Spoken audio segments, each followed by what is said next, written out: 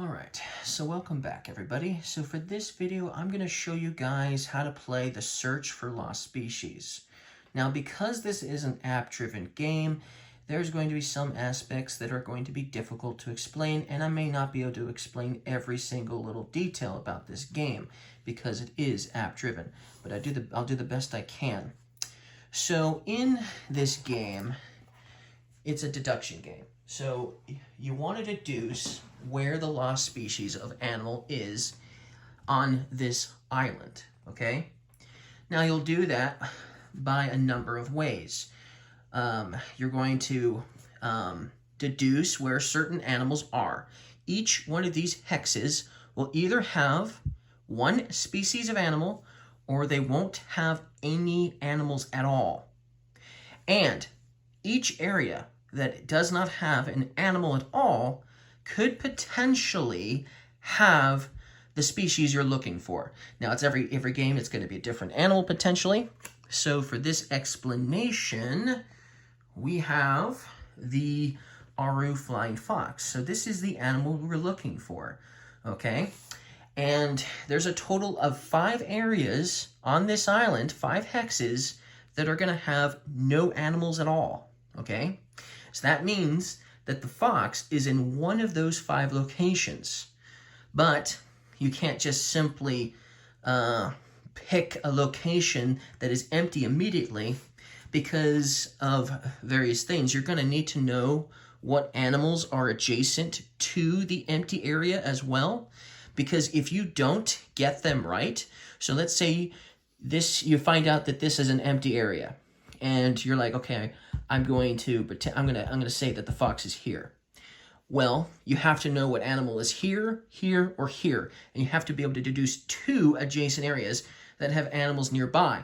And if you get even one of them wrong, then you don't get the fox right, meaning that the fox may or may not be there. Because here's the thing: you have to get both right, and if you don't, then it's going to tell you you're wrong. And that means that the fox could potentially still be there, but you don't know because you got one of these wrong. So you don't want to willy-nilly just start picking empty areas. You're going to want to know where all of the other animals are too that are nearby to deduce a better possibility of this being a location that has the fox. And I played the game, okay? I played this game already once. And I did that fairly early in the game, thinking that the fox might be in a location because I knew 2 of the adjacent animals. I knew for sure that 2 of the animals, for sure what they were exactly. And I still got it wrong because it wasn't where the fox was. That means there were 4 other areas where it could potentially still be. And I still had the whole other island to search for. I was the first one to find the fox, though, in my solo gameplay of this. But here's another thing. Each of these animals have their own logic rules. So the flying fox here, it cannot be adjacent to the python. So if you know where the python is, let's say the python is here, then that means the fox can't be here, it can't be here, and it can't be here because the python is there. Okay? That's a logic rule that's for this animal only. Now, there's going to be logic rules every time you play this game. There's going to be a logic rule, a bunch of different logic rules that will confirm possibilities, okay? So let's talk about some of the logic rules that can potentially be the case, okay? Let's start with the toad. If the toad is here in the swamp, the thing about the toad, and this is for every game you play. So for every game you play, this is a logic rule for the toad. If the toad is here in this swamp, okay, that means that one of these 3 locations adjacent to this swamp has 0 animals, meaning one of those 3 locations can potentially be the flying fox, potentially, because of that reason. And there's only 2 toads in the game, though, however. So even though there's a toad here, and you even deduce that 2 of 3 of these are empty, technically, because you know that they are. 2 or 3 of these are empty, technically. and you're thinking that the flying fox could be in one of these locations. And that's what I thought, because I found the toad early on, and I narrowed it down, and I thought for sure, but it wasn't the case, right? Because there's another toad in the game. So there's 2 toads on this island. So that means if the toad goes all the way over there, in this swamp, or forest, or hill, or whatever, then that means potentially the fox could also be up there too. So this is going to take time to deduce the exact location of the fox. You pretty much are going to have to guess every single hex, basically. Okay? But yes, that's a logic rule. The toad here has to have 2 adjacent areas that are empty. Okay? 2, for sure. Now let's talk about the lorry. The lorry works with this special token here, and you can put it on your notepad here to help you to deduce certain things. So, like, for instance, you can cover up spots where you think that lorries are going to be. Because there's always going to be a group of lorries. There's 4 lorries in the game. That means there's going to be 4 lorries on this island. And they're always going to be in a group like this, in a format like this. So you can kind of, once you find a lorry, you can, so let's say there's a lorry here, then you can deduce that there's lorries here, or maybe there's lorries over here, or maybe there's lorries here, or for instance, like this. So you can kind of deduce that this section here is going to have lorries, and if you can find another lorry, you can almost completely narrow it down exactly where the 4 lorries are, okay? But that's how that's going to work with the lorries. They're always next to each other, so you know where lorries are once you find one. You know they're in an adjacent area somewhere. So lorries are obviously easy to find, because once you find one, you find them all, basically. You can narrow it down pretty fast. But that's how the logic rule works for lorries. To help you remember, you've got this special token, obviously, that you can kind of, deduce locations of where the lorries are going to be. So that's how the lorries work. Okay, so couscous. How do couscouses work? Well, couscouses are quite similar to the lorry. So let's get a couscous out. So let's say you've deduced that a couscous is here on this number. Now I have the board facing west, so all of the numbers that are on this board are facing that way. So you can't obviously read it from this angle what number this is, but this is 8, location 8. Okay, so the lorry is, and the reason why it's like that is I'm using a paper that I had to pull out. See, I was playing from the south side, and since it wasn't at the top, I had to pull out a couple of these sheets of paper first to get to this one so I could play with south. And since I already pulled out this one earlier, I decided to do west for this explanation of the video. So that's why it's facing the other way. That's why the cards are obviously not in their exact positions on the board and stuff like that. So anyways, so the couscous. So let's say the couscous was here. You've deduced that the couscous is in this location. Well, the thing about couscous is there has to be another couscous within 2 positions of the other one, basically. So, for instance, there could be a couscous all the way over here. Or there could be one all the way over here, for instance. And then that means that the third couscous has to be able to reach within 2 hexes away from these 2. So, for instance, let me find my other couscous token. Where is it? Where did it go? Where did it go? Where did it go? Where's my third couscous? Snake, lorry. Oh, here it is. So here's the third one. Okay, so, for instance, if the third couscous was here, if you thought the couscous was here, it's 2 spaces away from this one. But it's 3 spaces away from that one. So that couscous can't be there because it's too far away. It has to be within 2 spaces of both of the other couscouses. So for instance, it could be here because that's within 2 spaces. It could also be here because that's within 2 spaces of both couscouses. Obviously, same thing here, or here, or here. So that pretty much means that similar to the lorries, the couscouses are all going to be in the relatively same side of the island, because, you know, even if it was like this and like this, well, that means there can't be a third one over here, and that means there can't be a third one on this side of the island. That means the third one would have to be somewhere over here, so that way it can be adjacent, or should I say 2 spaces away from both. But that's the logic rule for couscouses. So they have to be within 1 to 2 spaces from each other, okay? So you can deduce, if you find a couscous, you can deduce that there's going to be couscouses somewhere nearby on that same side of the island, wherever you're on the island. Same thing with, obviously, the lories. Now, the toads, obviously, like I said, we talked about the toads. They could easily be on 2 separate sides of the island, quite easily, okay? And then there's the snake. There's only one snake, one python, okay? Only one python in the game. That means only one hex contains the python, which means it does not really help you narrow down where the flying fox is, because it can't be adjacent to the python. Since there's only one python, that means it doesn't really narrow down. That means there's still a lot of places the fox could potentially be, especially in the beginning of the game when you haven't deduced much of anything. So finding the snake first is, for the flying fox strategy, finding the snake first is probably not going to help you that much, since there's only one of these. But yeah, that's the thing about the snake. So there's only one hex with the snake. There's 5 hexes that have no animals, where this animal can potentially be.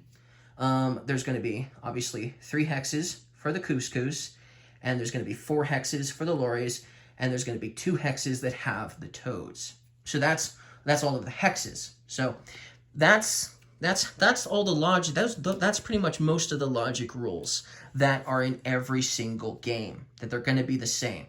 Those animals are going to be in certain locations and stuff like that. So now that I've explained, you know, how the animals work and where they're going to be on the map, potentially, let me explain how the game actually proceeds, gameplay, right? So, first thing to note is each player, so let me move the table. Each player is going to start on this time track, okay?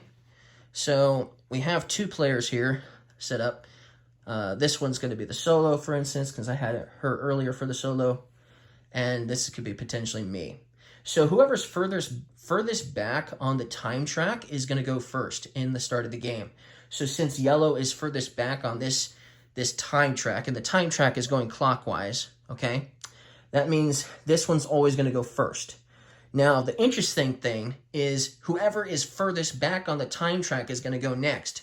So if, for instance, the solo player was to take a long, huge turn, as in that made them move like 5 spaces, and then I took a turn that only made me move 1 space, I could potentially take multiple turns in a row before the next player got to go, because they took one big powerful turn. I could take, weaker turns, potentially, So that's how the time track is going to work. You're going to move, whoever is the furthest back is going to be the active player, and they could potentially go several times in a row, depending on other players where they are in the time track, okay? Now, at some point, your 2 people are going to pass what is known as the expedition leader, which is this piece here. When all players have passed the expedition leader, then something is going to happen that's also going to cause the expedition leader to move from this space to that space up there. And there's another one right there, another one right there it's going to stop at, another one there, one here, one here, one here, one here. When it ends up here, something cool is going to happen. It's called getting to place down a token, a sightings token.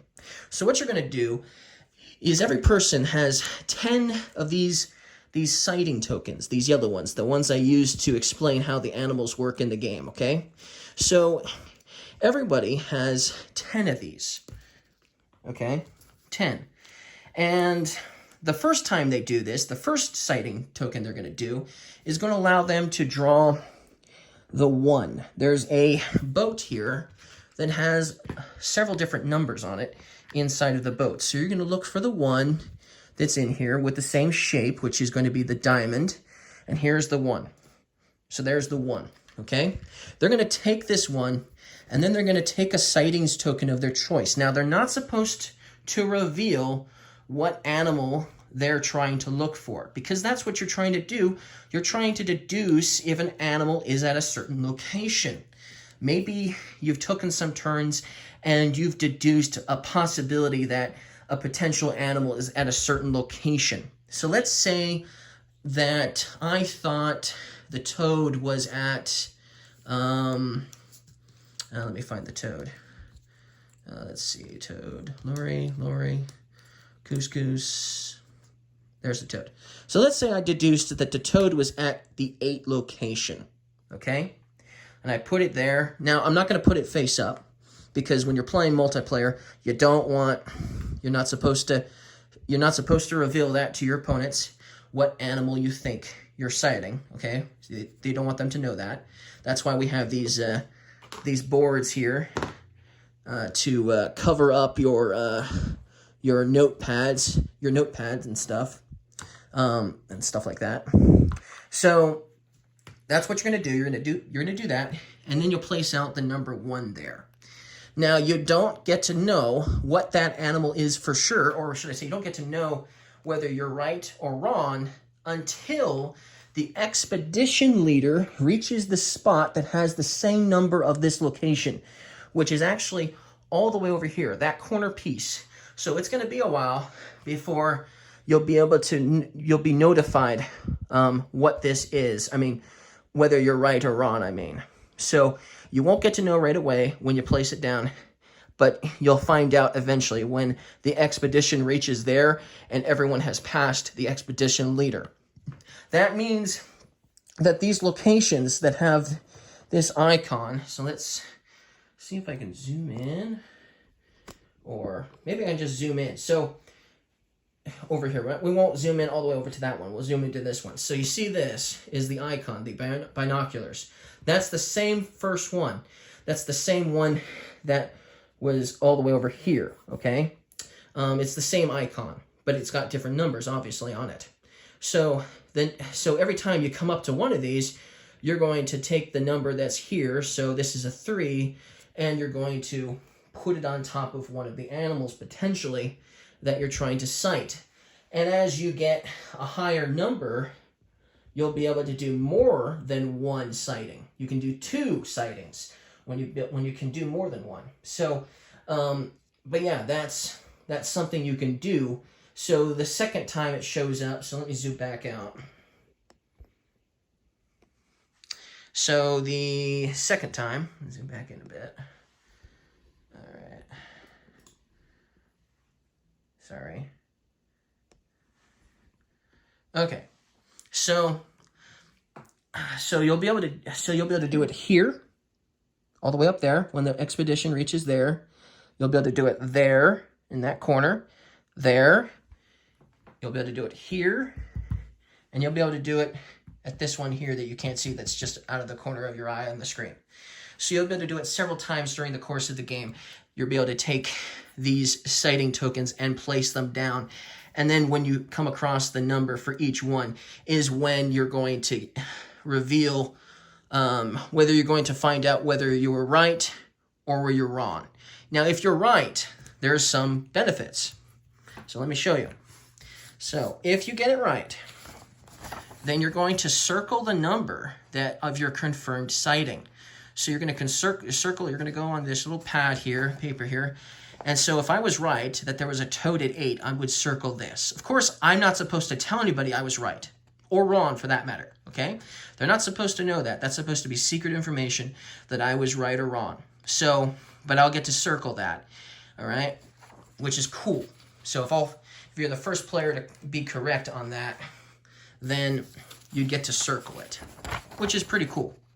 And then you get points for that. You'll get, so while while the object of the game is to obviously find the lost species, which is the flying fox in this video, and you do get a lot of points for it, there are other ways you're going to score points in this game, and so it does not guarantee victory if you are the first person to get it right, to find the flying fox. It does not confirm that for sure that you're going to win the game, okay? Because there's other ways you can score some points. They're just not nearly as high usually, because you can potentially score 12 points if you are the first one to find the lost species. But yes, that's what you're going to do as a benefit. So you want to use these sighting tokens as much as you can, so that way you can get some victory points for sure. So that's how that's going to work. Now, if you are ever wrong, I forgot to tell you this.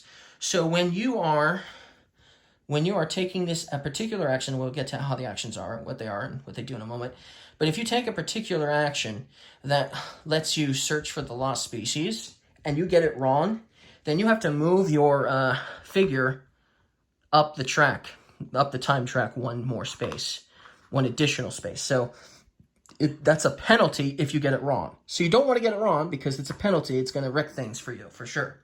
Now, the reason why these two figures are not on the island is the app is going to tell you, when you first take your turn, the app is going to tell you where you start on the board, what number you start on. It's going to tell you where you start. That's why they're not on a hex right now, because I don't know where they start yet, right? Because the game hasn't begun, obviously. So that's how the time track is going to work. That's how the sighting tokens are going to work when the expedition leader reaches a sighting token. Now, there are some other icons on these sighting tokens. So, like, for instance, you'll notice there's an icon here. This is the town icon. And then if you look here, this has like a camera on it. That means if you used this token, and we'll talk about how you use this token. You see this token here?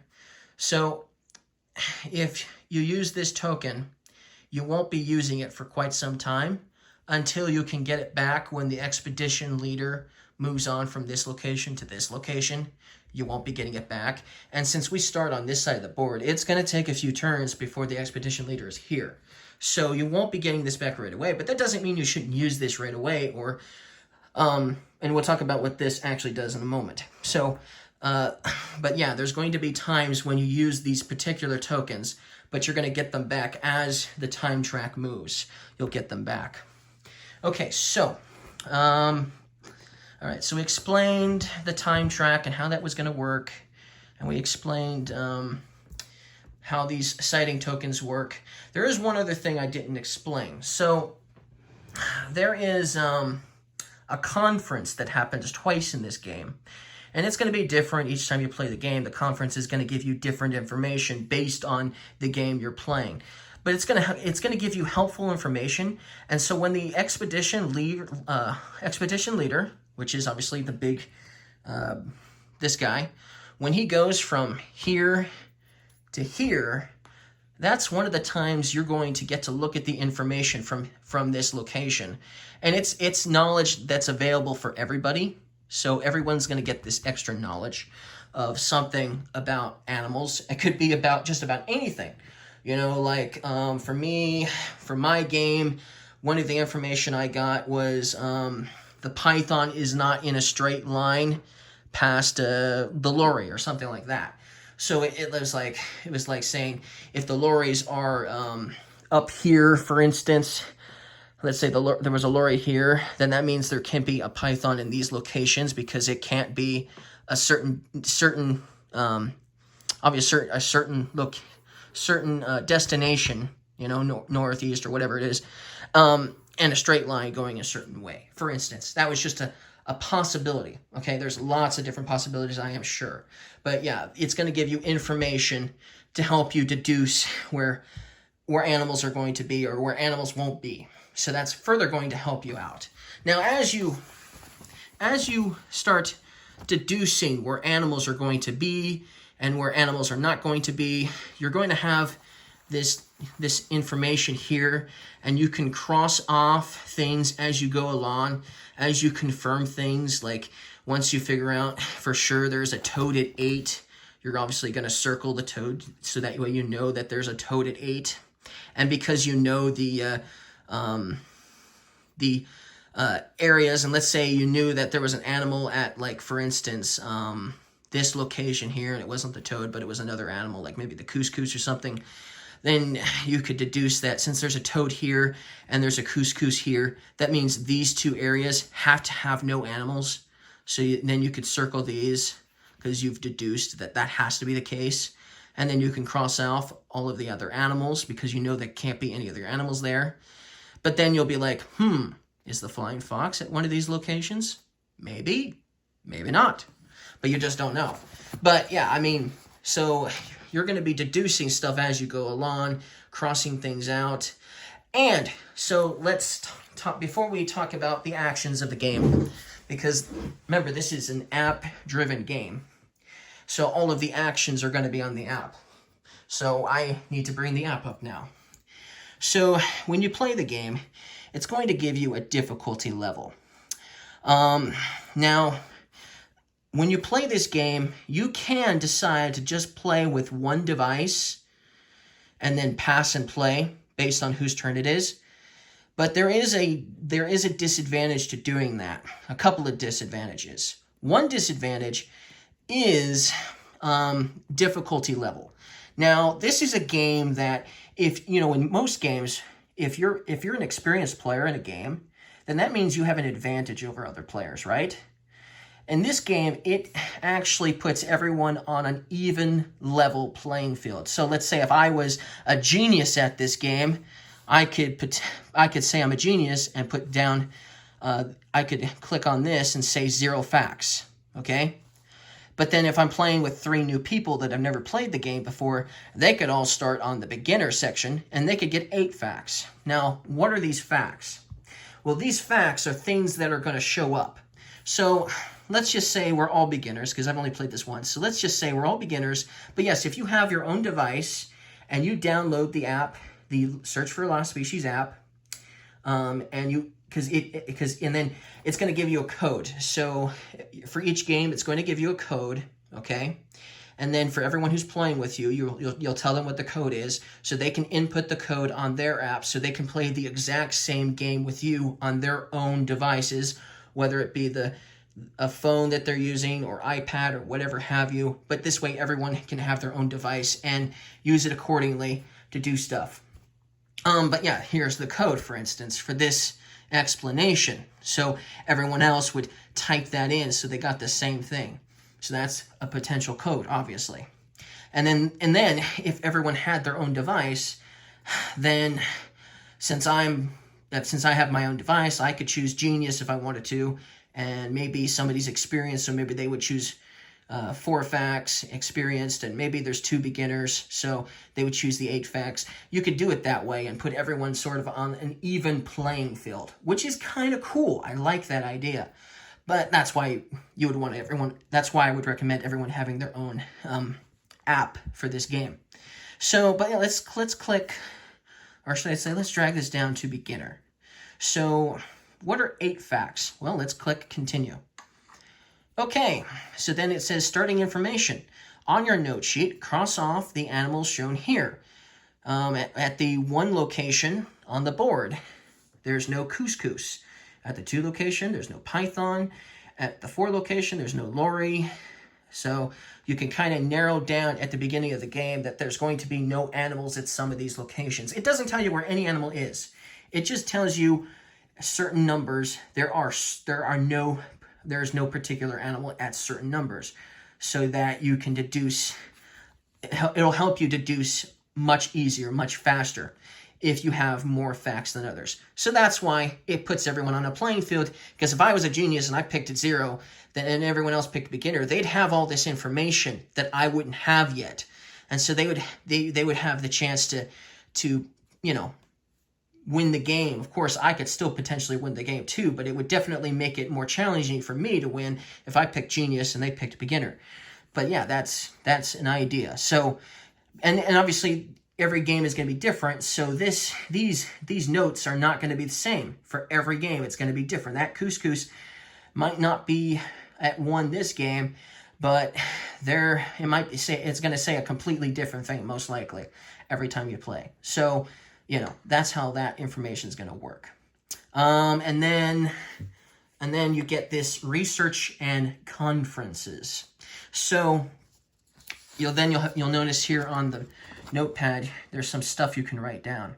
So you're going to be writing down certain things in each of the A, B, C, D, and E, and F, and then 1 and the 2 for research and conference notes. So this is telling you what you'll write down for this game. And it's different every game. I played this game, and 1 and 2 were completely different. It said lost species at both locations, but the animals that went with it were completely different than here. There was a toad on one of them.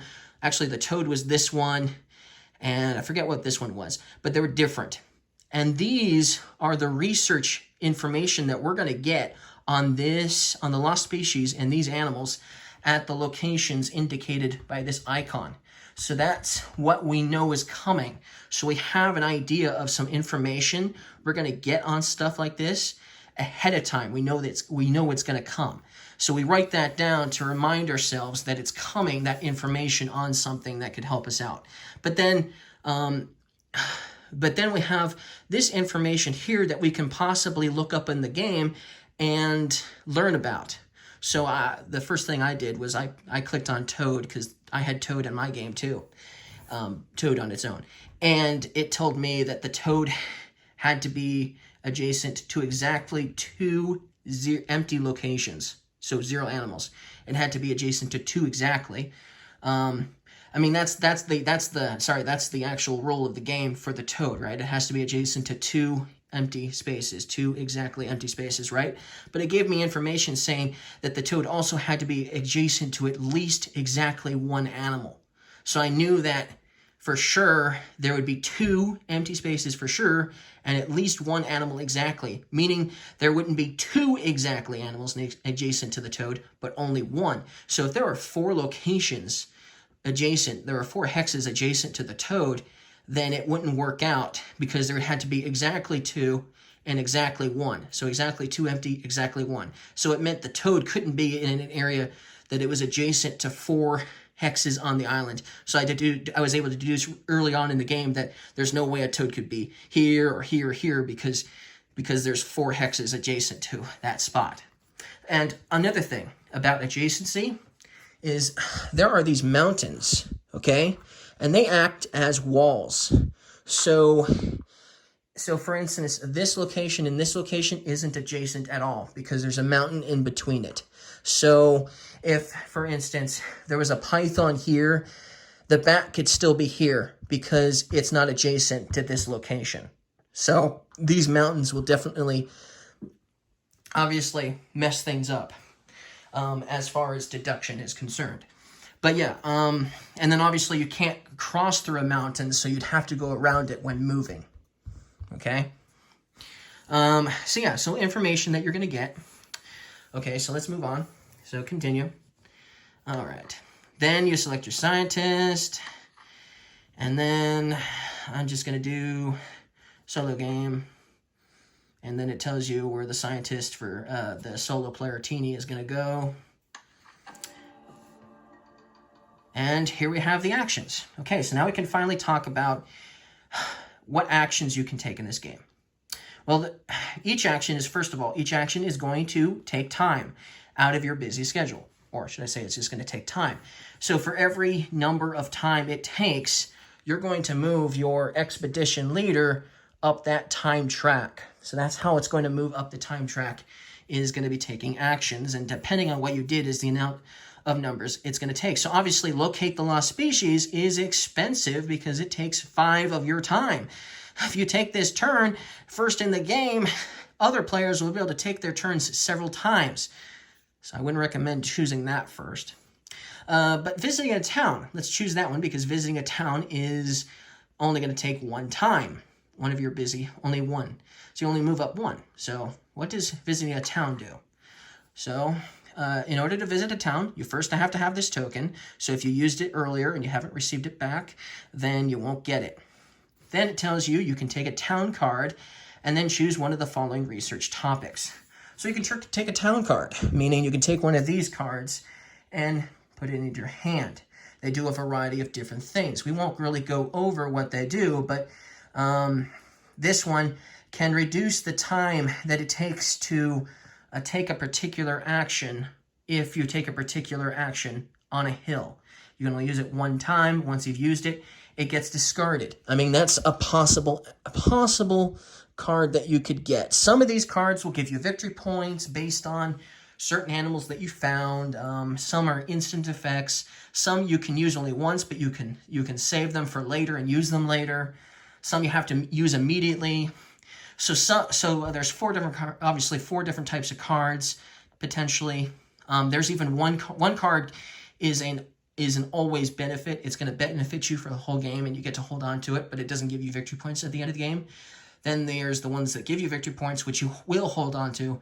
And then the lightning bolt is the one that's instant. And the one that has the 1X means you can hold on to it and save it for later. But once you use it, it gets discarded. And so then you'll discard the cards. And if you ever run out of cards here, then you'll just shuffle your discard pile and form a new deck of town cards here to basically get when you visit a town. Now, another thing you're going to do at the town is you're going to get to choose one of these options here, and you'll get to research the animal or location. Maybe it's a swamp or a hill or whatever, and you'll get to learn something about something. And it's basically going to give you a logic rule for the game. So you know for sure that this can't be this or that has to be that, for instance. So that's what that's going to do for visiting a town. So that's how that action is going to work. Then we've got survey by boat. So surveying by boat means you can pretend that there's a boat on the outside of, so let's say I was here, I could go, and I was here, and I went by boat, I could go, for instance, 1, 2, so I could go 1, 2, 3, 4, 5, and 6. I could end up all the way over here, and then I could go all the way around like that, up to 6 spaces. 4 of the spaces that you go to have to be new to you. They can't be the same space. Otherwise, you can backtrack. So I could go, for instance, I could go 1, 2, if I'm starting here, I could go 1, 2, 3, 4, 5, and 6. That's allowed. But I couldn't do something like this. 4, 5, 6. I wouldn't be able to do that, or 4 or 5 for that matter, because if you're moving by boat, it has to stay along the coastline. It has to go around on the coastline. Also, you can't skip spots. So for instance, if I went here, I couldn't add, the next number could not be this, because it has to be this, then this, for instance. So that's the thing. You can move lots of spaces. It only takes 2 of your time to do it. So you're only going to move up 2 spaces on the time track. But you can only do the coastline areas. So these middle sections, you would never be able to do. Also, you can't crisscross. So you can't like go here. You can't be like start here, or say you can't start here and be like 1, 2, 3, because it has to go clockwise or counterclockwise around the island. So that's how moving by boat is going to work. Now, while you do that, you're allowed to look for one animal when you do that. So let's say I wanted to move 6 spots. So 1, 2, 3, 4, 5, 6. And let's say I was looking for the toad. Then it would tell me how many times the toad showed up in those 6 spaces. It wouldn't tell me where they were. Okay, so I would have to deduce it, obviously, by doing it more or narrowing down the search or something like that. But it would tell me how many times it showed up. And let's say I went 1, 2, 3, 4, 5, 6, and I said I was looking for the toad, and it said it showed up 0 times. Then you know for sure there's no toads here. Okay, so that makes it easy. Wish that happened every time. It doesn't happen every time like that. No, but yeah, that could potentially be something you could look for. So you're going to pick an animal. You can also pick if there's any locations that are empty. So you can pick an animal, or you can pick the empty locations. So I could say, I'm looking for empty locations. Now, what you tell your opponents and what you keep to yourself is different. So, like, you're going to tell your opponents where you're going. They're going to know where you're searching. They're going to know what you're searching for. So they're going to know you're searching for the toad, if that's what you chose. But they're not going to know how many times the toad showed up. They're not going to know if it was 0. They're not going to know 1 or 2 or how many times it showed up. They're not going to know. So that information you're going to keep secret. So they won't know that. They won't know that. So they'll have to obviously deduce further if they think you found something or not. But yeah, that's how that's going to work. And the same thing for the foot. But if you decide to take the action survey by foot, you're going to be surveying for an animal in the same way that you would be by a boat, but you're going to do it by foot. Now, it takes 3 of your time away from doing it, but you can, for instance, go like 1, 2, 3. So if you want to narrow down the search to have just a couple of hexes to find a particular animal, then like a snake, for instance, or something, or the python, I mean, then you could do it like that, for instance. You could be 1, 2, 3, or you could be like starting here, so 1, 2, 3, for instance, something like that. So, but that's the advantage to doing it by foot. You can narrow down your search or widen your search if you're going to do it by boat. So the next action you can take is the camera trap. So the camera trap is a for sure response. You get to place this token out, and you can place it wherever you want. You can place it wherever you want. So like say I wanted to place it here. Okay, I placed it there. Now, the camera trap, what it's going to do is it's going to tell me exactly what is there. Okay, that's what it's going to do. I don't know for sure what it's there, but it's going to tell me exactly what is there for sure. So it gives me a definite for sure answer of what is there, whether it's empty or actually has an animal there. And then, of course, later on, when you pass, when this thing activates, you'll be able to be like, oh, I know exactly what that animal is. So I'm going to place this face down because I know what animal it is, and because it's going to give me extra points at the end of the game. So that's one way of for sure knowing how you're going to score points when you're trying to confirm sightings and things like that. But yeah, that's another action you can take, is the camera trap. And we've already mentioned how the locate the lost species basically works, but we'll do it again real quick. So you're going to deduce. You're going to say, okay, I think the flying fox is here, or whatever you're choosing, right? And then you have to be right with the adjacent animals. The animals adjacent to it have to be correct for you to know for sure whether you have it right or not. If you're wrong, you're going to move up 1 space on the track. So instead of moving 5 spaces, you're going to move 6 instead of 5 for getting it wrong. Of course, you won't know which one was wrong. So which 2 animals that are adjacent to the spot, you won't know which one was wrong either. So that's gonna hurt. But if you get it right, then that basically ends the game. If you get it right, if you get that correct, it'll basically end the game. And then based on how many spaces the other players were behind you on the track, if you're the highest up on the track, if you're at least 1 space higher on the track than other players, they're going to potentially take some more turns to, flip over some of these to see if they can get some of these right. So they'll have that option where if they have some of these out on the island that they haven't been able to flip over yet because the expedition leader hasn't passed a spot, they can reveal them as, a potential action that they can do to see if they get some extra points that way. That's something they can do. Or they can just simply guess on where they think the flying fox is, or whatever special animal you're playing with. And if they get it right, they're going to get some points. And they're going to get some points based on how far away they are from you on the track. So if they are 5 or more spaces behind you on the track, they will score the same amount of points as you, 12 points. But if they're only a couple of points behind you, then that will indicate how many points they can potentially get. If they're, like I said, if they are exactly 5 spaces behind you, they'll get 12 points. If they're 4 spaces behind you and they get it right, they get 10 points. 3 spaces behind you, they get 8 points. for getting it right. If they're only 2 spaces behind you, they get 6 points for getting it right. If they're only 1 place behind you, they get 4 points for getting it right. So they can potentially score some points too if they get it right. If they've narrowed it down to almost 1 location, they could potentially get it right too. So I think that explains everything that I can think of anyway of how you play this game. It was kind of a long video for sure, explaining how you play this game, but with the app, it does make it difficult to explain everything in detail. So hopefully this is enough for you to know. This is enough information for you to know in order to play the game.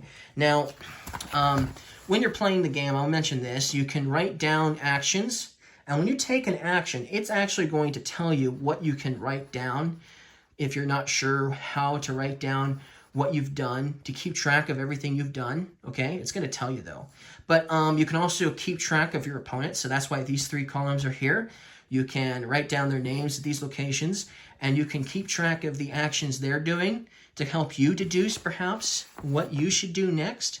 So that's recommended, that you keep track of what they're doing as well. Even though you don't really know what they've figured out, it's still good to help you narrow down your own search if you keep track of what they're doing.